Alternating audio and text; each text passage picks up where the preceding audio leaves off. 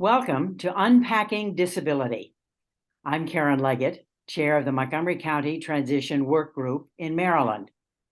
We advocate for young adults with intellectual disabilities and autism, especially as they transition from high school to greater independence and the transitions they make throughout their lives.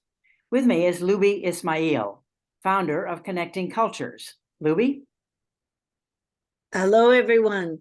Yes, thank you, Karen.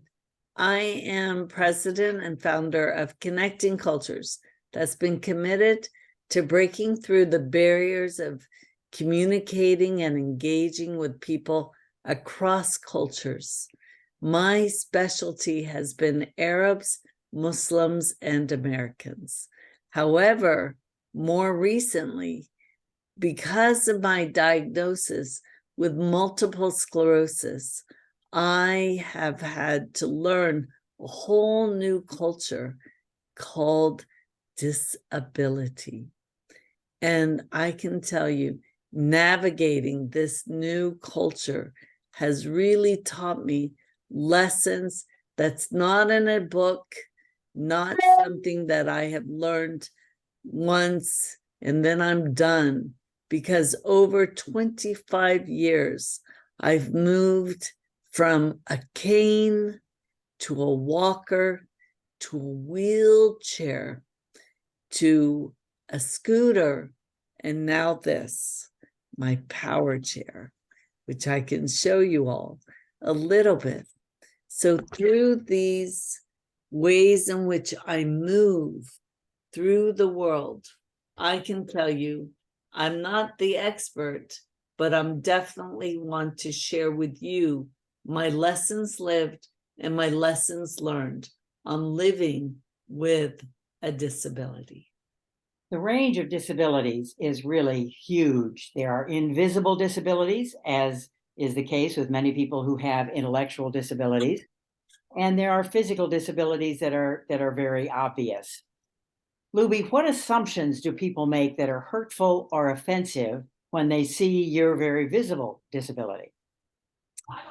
Well, I can tell you that the greatest disadvantage that I have seen has been the recordings that are in people's minds, those stereotypes. And I say it's that letter C across one's chest with a disability, which is can't. That you can't think, you can't drive, you can't travel, you can't work, you can't.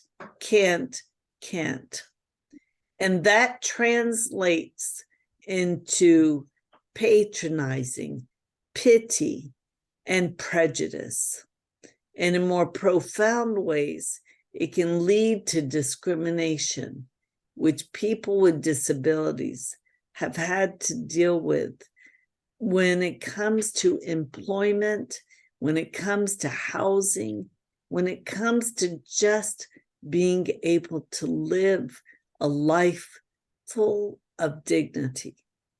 And that stigma and that assumption of can't confronts people with invisible disabilities as well, because as soon as an audience or a person suspects that someone might have a disability, they may talk to their companion and not to the person with a disability, him or herself.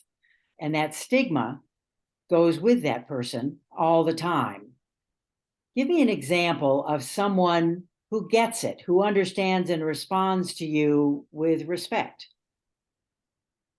Well, I most recently had that experience when I was at the bank. And I was with my husband and my daughter, and the woman that was serving us with a question, she was at her desk. We were behind, of course, and she typically, and what I've had people do is, as you're saying, Karen, talk to my husband, which of course there's that bias. He's the man, I'm just the woman.